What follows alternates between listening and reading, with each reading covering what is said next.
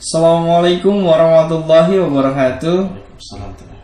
Alhamdulillah alamin. Wassalatu wassalamu ala asrofil anbiya wal mursalin nabiyina Muhammadin wa ala alihi washabihi ajmain. Amma ba'du. Alhamdulillah, pada kesempatan yang sangat spesial ini kita memberikan sesuatu yang sangat spesial juga buat teman-teman semuanya, buat akhi ukhti fillah semuanya, buat brother sister semuanya. Tentunya ada yang baru dari Hijrah Yuk. Apa itu? Ya ini, podcast Hijrah. Jadi ini adalah program terbaru dari komunitas Hijrah Yuk Madiun yang tentunya memberikan warna baru, merefresh teman-teman semuanya yang biasanya kita cuma ketemu melalui via kajian online selama pandemi ini. Yang sebelumnya juga kita bisa ketemu kajian offline gitu kan. Selama pandemi kita ketemu kajian online via Zoom gitu kan. Pada kesempatan kali ini ada yang baru, yaitu podcast Hijrah. Tentunya kita akan selalu update, kita akan selalu membahas apapun seputar anak muda tentunya, seputar milenial, seputar hal-hal yang viral gitu kan, yang perlu kita selesaikan bersama, kita cari solusinya bersama, duduk bersama guru kita tercinta. Nah, sebelum kita mau obrolin materi pertama di podcast perdana dari podcast Hijrah ini, tentunya saya sedikit cerita dulu deh. Dari komunitas Hijrah Yuk sendiri itu seperti apa? Buat teman-teman yang misalkan baru pertama kali lihat podcast kita ini dan pengen tahu Hijrah Yuk itu seperti apa sih gitu kan. Nah, tentunya di sini saya berkesempatan untuk menyampaikan tentang latar belakang komunitas Hijrah Yuk itu sendiri berdiri. Jadi komunitas Hijrah Yuk itu berdiri sekitar tahun 2017, insyaallah itu kita berkumpul bersama teman-teman yang intinya di situ menjadi jembatan teman-teman yang berhijrah bareng menuju dari yang dulunya negatif menjadi belajar untuk mendalami ilmu agama Islam lagi sesuai dengan tuntunan syariat tentunya, dan berkumpul bersama di situ tujuannya untuk saling menguatkan agar kita hijrahnya itu lebih istiqomah, karena di mana-mana ketika kita berhijrah itu kalau sendirian itu berat. Benar yang dikatakan Dilan, kalau sendirian itu berat gitu kan.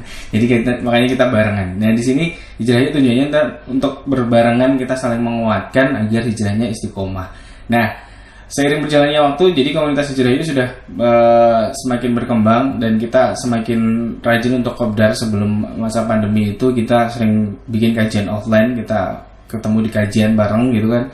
Alhamdulillah untuk grup WA sendiri juga sudah cukup banyak teman-teman ikhwan, akhwat yang sudah bergabung, akhi ukhti fillah semuanya sudah bergabung di grup WA gitu kan. Jadi semua materi yang biasa di-share bersama Ustadz pembina kita sudah sering di-share melalui grup WA. Dan alhamdulillahnya ini ada program terbaru dari kita, yaitu podcast Hijrah yang tentunya memberikan warna terbaru juga buat teman-teman semuanya yang biasanya lihat Hijrah itu cuma melalui WA group, melalui kajian via Zoom 2 pekan sekali selama pandemi ini. Tentunya ada yang terbaru juga. Nah ini biar teman-teman makin refresh ilmunya, di murajaah lagi. Tentunya sebenarnya kami cuma menjembatani teman-teman yang hijrah bahwa hijrah itu bukan cuma melulu berhenti main. Insya Allah tetap main kok, kita mainnya berbeda tentunya. Nah ini disinilah tempat kita main bareng yang syarat ilmu. Meskipun kita jadi anak muda itu jangan cuma jadi anak muda yang mudah baperan, tapi jadilah anak muda yang mudah berperan. Intinya di situ sih. Jadi alhamdulillah sudah bergabung bersama pembina kita komunitas Hijrah Yuk Madiun, yaitu Ustadz Abu Zair Bayo. Assalamualaikum Ustadz. Waalaikumsalam warahmatullahi. Apa kabar Ustadz? Alhamdulillah. Masya Allah, sering ketemunya via online ya Ustadz? Iya, ketemu lagi kita akhirnya. Akhirnya kita ketemu lagi dan menyapa teman-teman yang berhijrah ya tentunya di program terbarunya kita Ustadz ya. Oh iya, ada baru ya podcast. Ada baru ya, podcast Hijrah. Anak-anak hijrah ini biar dapat ilmu terus gitu Ustadz. Relate lah yang memang lagi viral nih, takutnya mereka salah nanti salah menanggapi, salah ambil sikap. Nah itu kan perlu kita jembatani. Daripada cuma YouTubean gak jelas ya kan. Betul. Jadi daripada nonton konten-konten yang unfaedah, nontonnya konten yang faedah ya tentunya melalui channelnya Hijrah Yuk. Jangan lupa subscribe, oke? Nanti akan saya ingatkan kembali. Nah di konten perdana ini Ustadz, ya. Apa yang mau kita bahas nih Ustadz? Apa enaknya? Harga bawang, harga Lombok? Jangan Ustadz. Tentunya ya relate dengan nama komunitas kita yaitu Hijrah Yuk gitu ya Ustadz ya. Siap.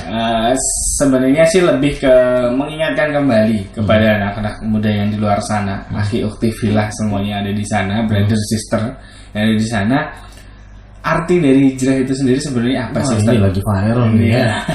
Banyak banget kalimat yang pendek tapi banyak didengungkan ini. Banyak yang banget dengan pedenya merasa aku hijrah. Wah. Hijrahnya ngapain? Ya pokoknya aku hijrah. Nah ini kan perlu dikelirkan Ustaz. Diluruskan biar tidak off the track tapi on the track. Iya. Silakan Ustaz.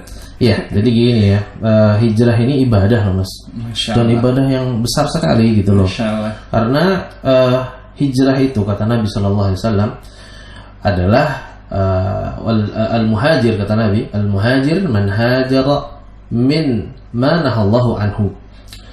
Orang yang dikatakan berhijrah itu adalah mereka yang meninggalkan segala bentuk yang Allah larang. Ini namanya berhijrah. Ada yang dulunya kerja di bank ribawi, kemudian jadi pedagang bakso, ini hijrah gitu ya. Ada yang tadinya pacaran nih, gonta-ganti pacar ya, yang hari Senin sama siapa, hari Selasa sama siapa gitu ya.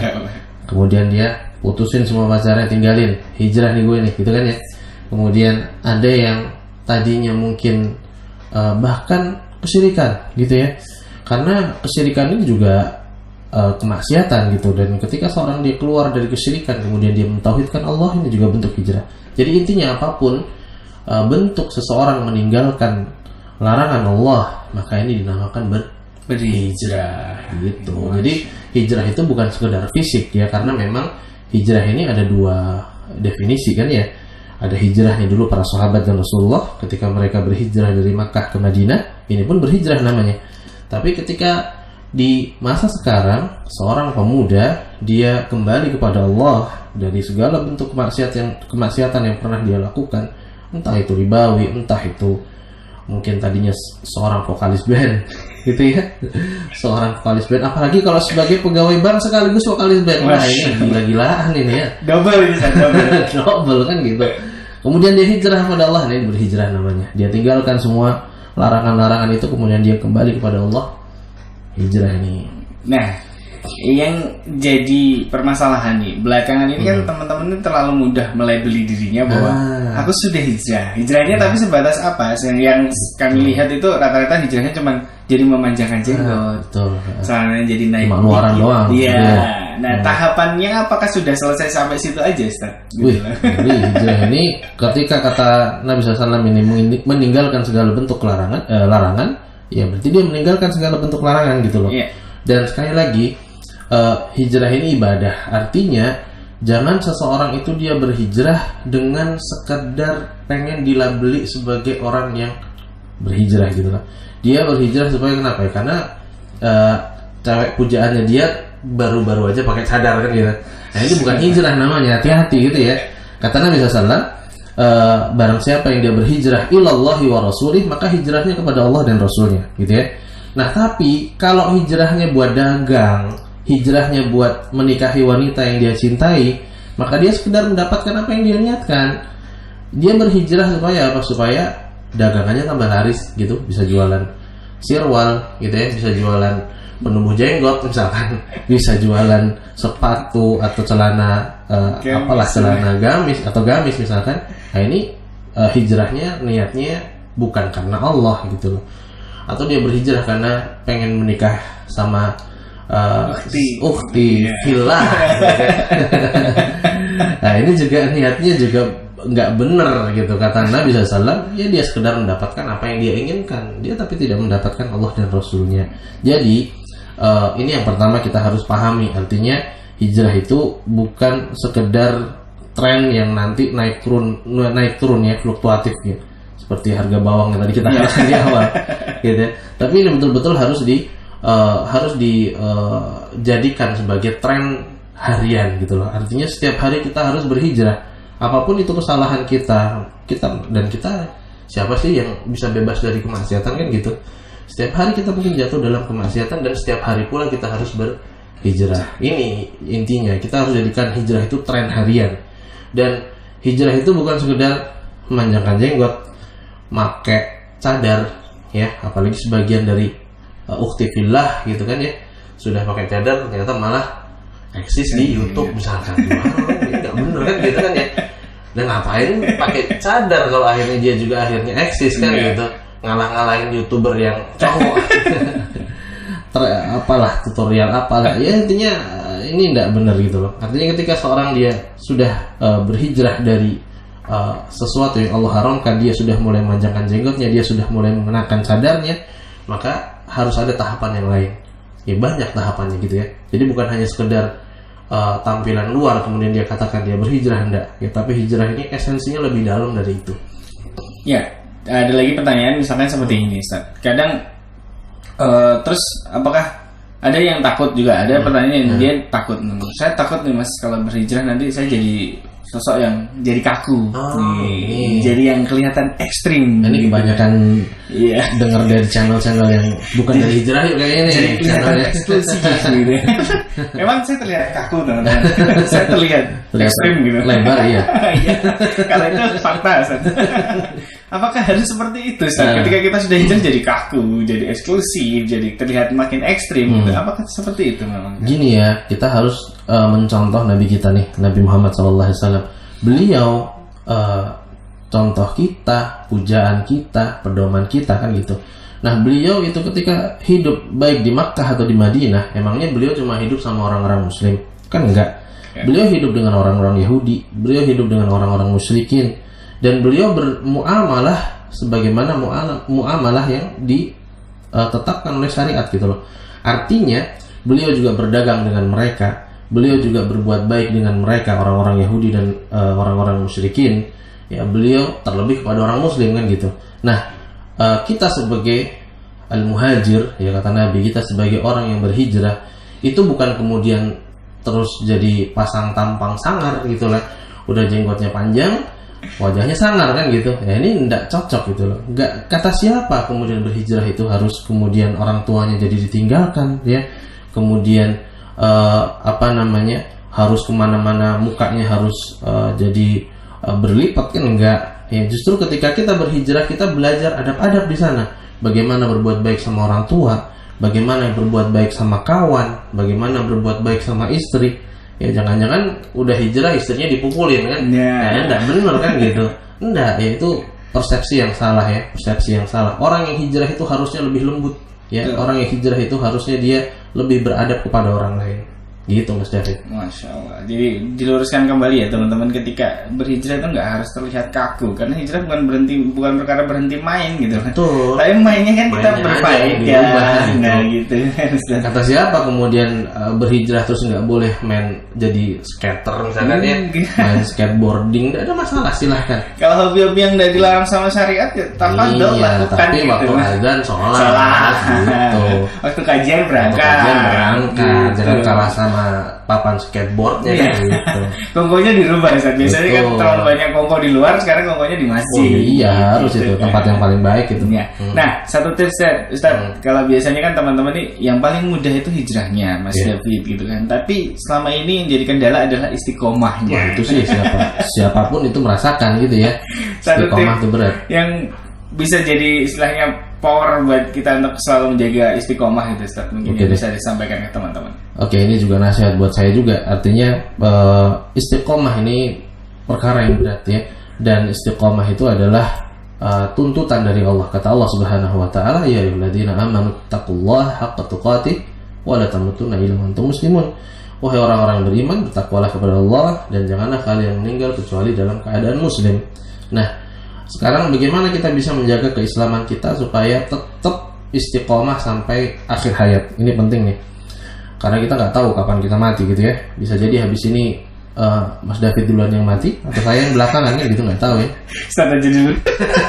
Saya yang paling muda. Jadi kan nanti nggak ada yang isi lagi. Jadi kan mana tadi? Oh ya, kita kan harus istiqomah nih kan ya. Kita harus istiqomah. Nah, caranya bagaimana nih? Gitu ya. Caranya bagaimana supaya kita bisa istiqomah? Yang pertama, cari teman yang baik. Ya, jangan cari teman-teman yang akhirnya membuat kalian itu malah semakin dalam bermaksiat gitu ya. Kita sudah capek-capek keluar dari lembaga ribawi misalkan. Kita sudah mungkin harus berlinang air mata memutuskan pacar kita yang kita cintai sebelumnya kan gitu. Tapi apa gunanya ketika kita sudah meninggalkan itu semua, ternyata kita malah berteman dengan teman-teman yang buruk, yang hanya mengingatkan kita kepada kemaksiatan yang dulu gitu loh. Yang kita cari adalah teman-teman yang bisa mengarahkan kita. Kalau kita lihat dia, kita jadi semakin ingat sama Allah ya. Kalau antum Mas David tahu ya, seorang ulama namanya Ibnu Qayyim, itu beliau punya guru namanya Ibnu Taimiyah. Nah, Ibnu Qayyim ini ketika beliau melihat gurunya, itu yang dia ingat adalah Allah gitu. Artinya menambah keimanan dia. Nah, ini yang mungkin tidak seperti itu, tapi paling tidak kita mencari kawan-kawan yang memang bisa mengingatkan kita ketika kita bersalah, bisa menasihati kita ketika kita melakukan kemaksiatan. Ini yang pertama. Kemudian yang kedua tentu berdoa, ya, berdoa. Dan doa istiqomah ini adalah doa yang diperintahkan oleh Allah setiap harinya. Ya, ketika kita berdoa, ketika kita sholat ya, ketika kita sholat kita diminta oleh Allah untuk meminta hidayah terus ya, ihdinas sirat al-mustaqim gitu ya. Bahkan kalau kita tidak baca doa ini, sholat kita tidak sah gitu. Nah, makanya kita diminta untuk senantiasa berdoa, minta istiqomah, minta hidayah supaya bisa istiqomah di atas hijrah kita.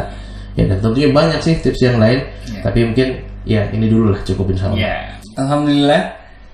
Tadi materi podcast hijrah yang bisa kita bahas pada kesempatan kali ini. Tentunya masih ada materi-materi yang lain buat teman-teman ya, sekiranya pengen mengajukan pertanyaan atau podcast berikutnya kita mau bahas apa, silahkan komen ya di kolom komen yang sudah ada. Mas, jodohku tak kunjung datang, bisa nggak sih dikasih tips? Silahkan. Mas, si dia apakah layak aku perjuangkan? Nah, ini materi-materi yang seputar relate buat anak muda, silahkan komen aja. Kita insya Allah akan bahas di materi podcast berikutnya. Ya, cukup sekian deh materi podcast kali ini. Tentunya saya ingatkan kembali, like, subscribe, komen, share sebanyak-banyaknya, bunyikan tombol lonceng agar teman-teman gak kelewatan materi terbaru dari podcast Hijrah. Kita ketemu kembali di materi berikutnya. Sampai di sini. Assalamualaikum warahmatullahi wabarakatuh. Waalaikumsalam.